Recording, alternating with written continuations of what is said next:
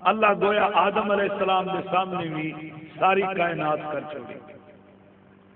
آدم بھی ساری کائنات ویکھے تے ٹھیک ہے،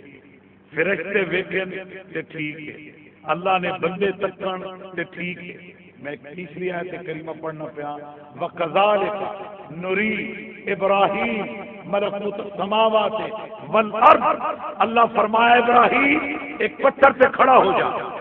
ایسے مقام صخرہ پر میں سارے آسمان تے ساری زمیناں تیرے سامنے کر چھوڑنا۔ جملہ سنے نتیجتاً جو بات میں عرض کرنی ہے مصطفیٰ دی عظمت مطالعے پتہ لگ گئے کہ بڑے بڑے شانہ والے خدائی دیکھی ہے مگر خدا نہیں دیکھی، بلا حجاب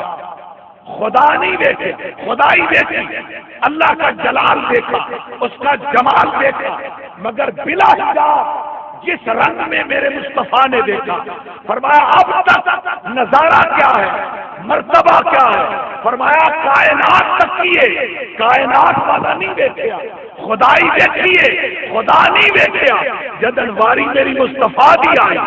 میرے پاک پیغمبر بھی آئی، فرمایا سونا خدائی بھی دیکھ کہ خدائی دا خدا بھی دیکھ کہ کیڑے مرتبے سے میرا آقا اس مقام سے پہنچے اور اس بلندی سے پہنچے جتھے کوئی پہنچیا ہی نہیں، اس اعراج اور اس معراج کی یعنی عظمت ہے کہ میرے مصطفیٰ جیسا کسی نو مرتبہ نہیں ملیا، بلغ العلا بکمالہ، آپ انہاں بلندیاں نو چھویا اپنے کمالات نال، اپنے معجزات نال اور اپنی شانہ نال، جتھے اللہ پاک نے کسی نو پہنچایا ہی نہیں، وکھری شان